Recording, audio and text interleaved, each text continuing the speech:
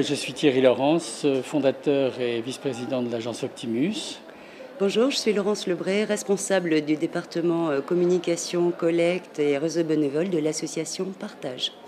On vient de sortir d'un atelier qu'on a animé. Cet atelier, le thème, c'était les appels d'offres ou comment choisir son agence de fundraising. L'objectif, c'est d'arriver à la fois du côté agence comme du côté association et fondation, à mener des appels d'offres avec des bonnes pratiques. On a fait un parallèle entre le travail commun association-agence et le choix qu'il y avait à faire, un peu avec le mariage. Bon, on n'a pas poussé trop loin la comparaison, mais quand même, on se marie pour quelques années en tout cas. Et donc ce choix-là, il est vraiment important à faire. Et c'est pour ça qu'on a essayé de le rendre plus facile et plus pratique.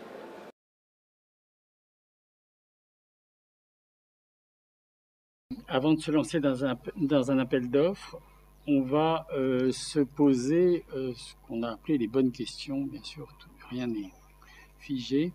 Alors, d'abord, a-t-on véritablement besoin d'avoir recours à une agence ?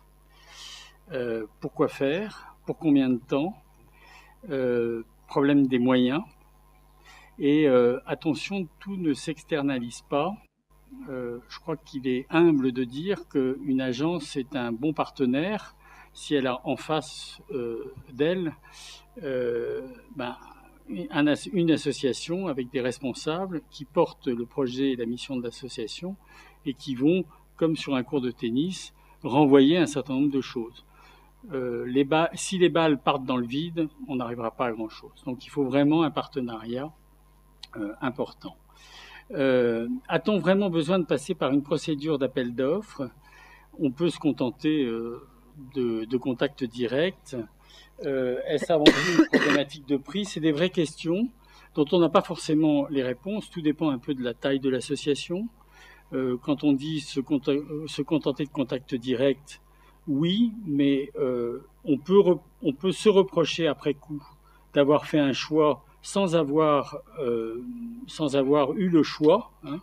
Donc, moi j'aurais tendance à dire qu'il faut essayer d'avoir une procédure d'appel d'offres.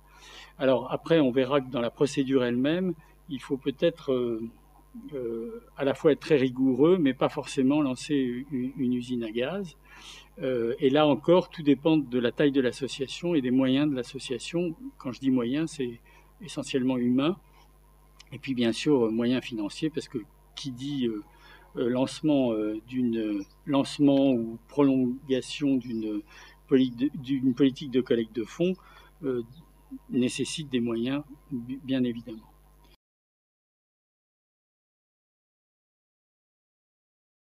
C'est vraiment un point très très important donc, du côté des associations et des fondations.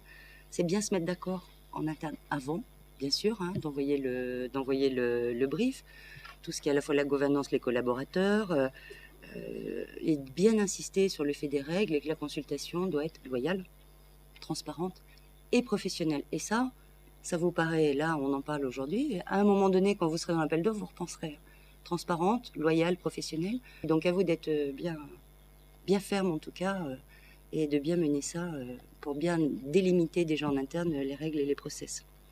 Donc c'est valider le brief, on en a parlé, c'est valider la méthodologie, tout ce qui est planning, process, information, retour d'information, valider les agences consultées, donc en shortlist. Thierry parlait, mais il y a aussi une veille, puisque forcément tous les métiers, tous les gens qui font du fundraising font de la veille, ne serait-ce que sur les associations de sa même cause ou sur les autres. Toujours garder un petit œil, dire tiens, cette campagne qu'il a fait, tiens, ça me plaît bien. Tiens, ce message, la manière dont il a été, ça me parle. Enfin, toujours aussi d'avoir une veille sur la réalisation des autres agences que la nôtre. Donc, valider les agences consultées, la grille de notation, on va revenir, le jury et le circuit de décision. Et encore une fois, j'insiste, parce qu'on n'imagine pas le temps que ça prend. Il faut bien compter de 2 à 6 mois. Rien que pour cette phase avant de lancer réellement l'appel d'offres.